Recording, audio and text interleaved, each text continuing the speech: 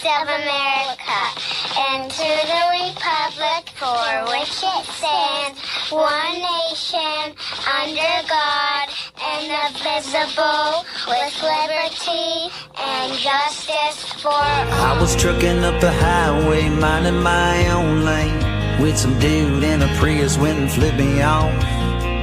Guess my redneck hit him wrong.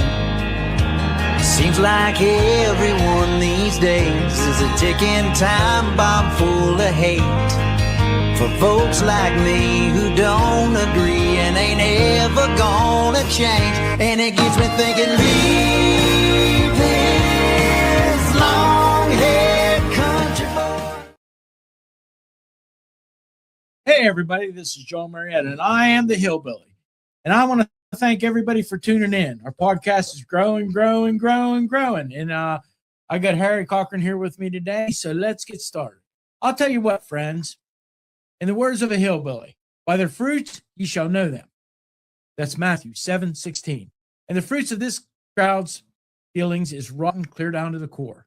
We're back with part 2, and this time we're not just bringing questions, we're bringing evidence, the filings, the paper trail, the records that show how your tax dollars marched through shiny development outfits and landed in the laps of insiders and good old boys, while working folks, and property owners were told to tighten their belts.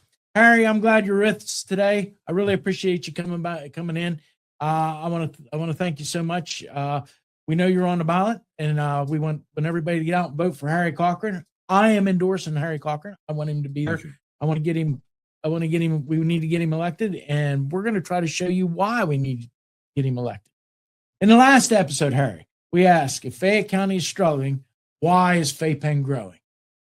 Because it serves the few, the inner clique, taking care of themselves, and they take what we call the fertilizer is the money, and they control it, and it's for themselves. I mean, my opponent, he received 5 separate loans in the year 2013 at different dates for a total of $175,946.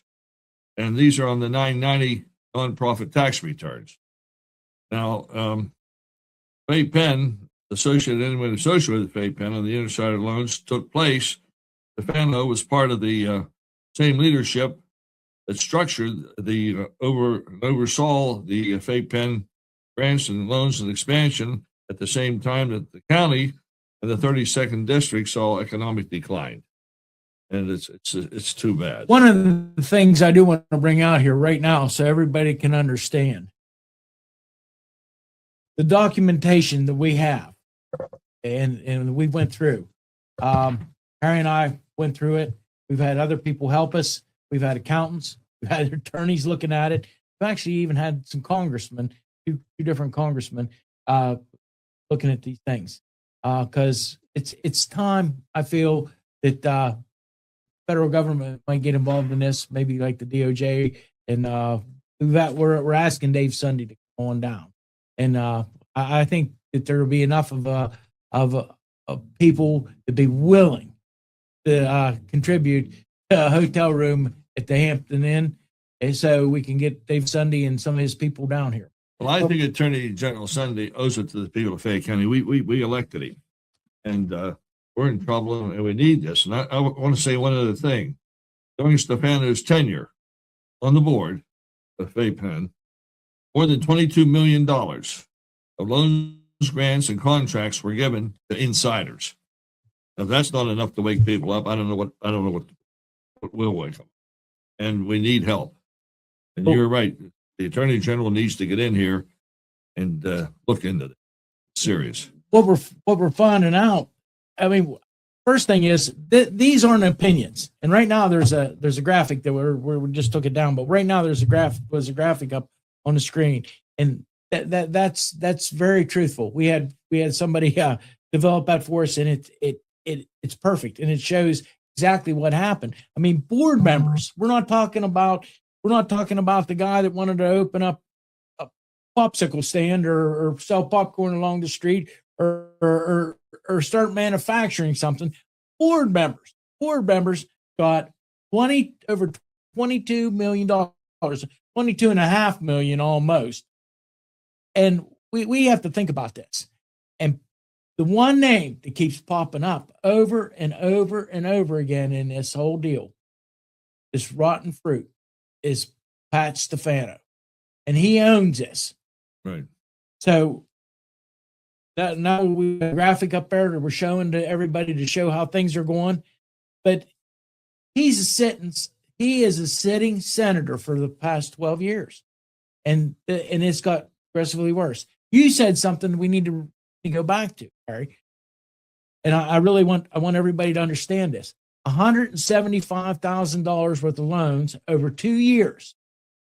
And according to the 990s we've been able to obtain, it just disappeared. I have that in 1 year, just in the year 2013. It was that $175,000. But what I'm saying is the 990 that reported that, there was no more. You're right. There was no more 990s reported that he after that he owed money, or that he was there. He received that the loans were even paid back. True. So you got to think about all this, and the records with these loans are tied to specific businesses that he owned at the time, and that's the other thing we need to talk about. But again, we're not making legal claims here.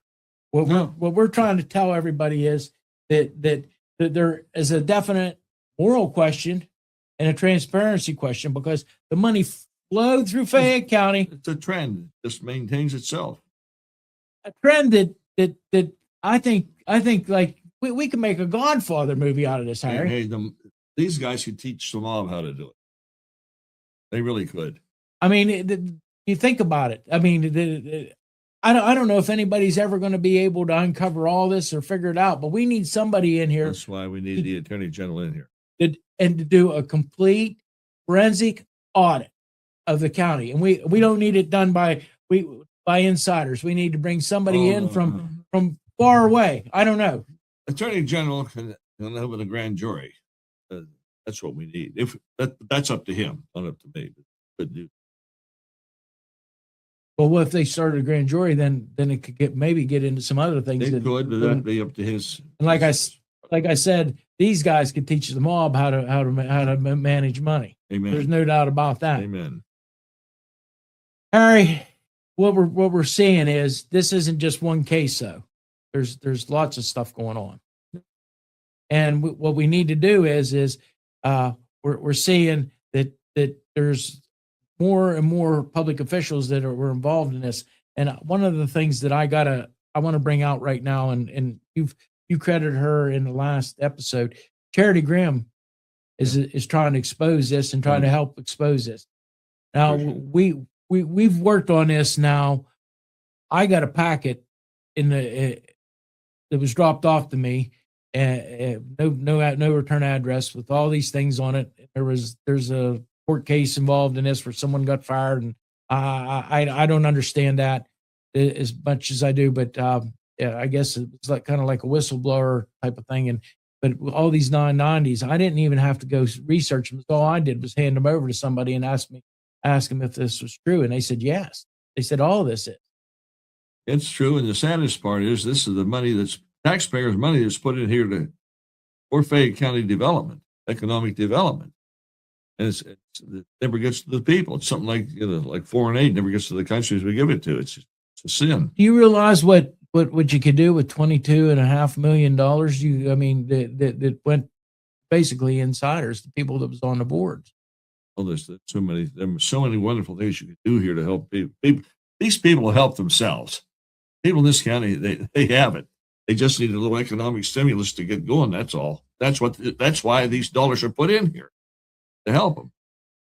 Well, we got to keep moving forward with this as much as we can. I want everybody, and I said this on the last show, if I'm wrong, I'm willing to be proved wrong on this.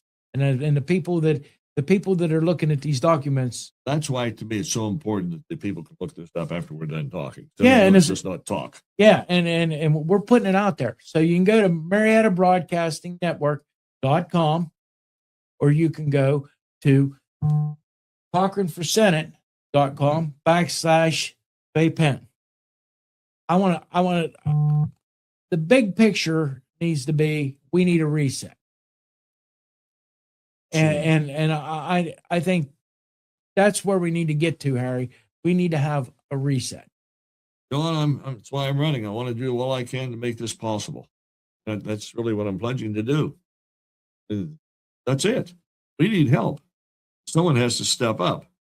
That's what I want to do. That's why I'm here. Well, one of the things I do want to say about this, this isn't specific Fayette County. There's problems in all the counties. I'm sure. But this is looking. We have a senator that's taking loans. Sitting senator that's taking loans. We can't see where they've been paid back. Hey, this is Fayette County. My family's been since George Washington. Love this county. We have to help them. Good. Well, Harry, I know you will. That's why I'm standing behind you, and that's why I'm helping you in every way I can. So let's just throw out this for kind of like a reset or a big picture. The county is in decline, no doubt about it. And Fay-Penn is growing. And there's an inside pattern here that's being repeated over and over again. We talk about the good fruit and the bad fruit again.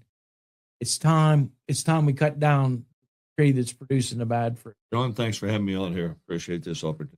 Thank you. So on the next episode, we're gonna expose how money's being hidden and how people are being silenced. I want everybody to tune in. These aren't long episodes, but we're trying to reveal as much as we possibly can in the shortest amount of time. So, like I close all my shows, on this road called life, you have to take the good with the bad, smile with the sad, love what you got, remember what you had. Always forgive, but never forget. People change, things go wrong, but just remember, the ride goes on. God bless each and every one of you. God bless America. I am Jon Marietta, and I am the Hillbilly.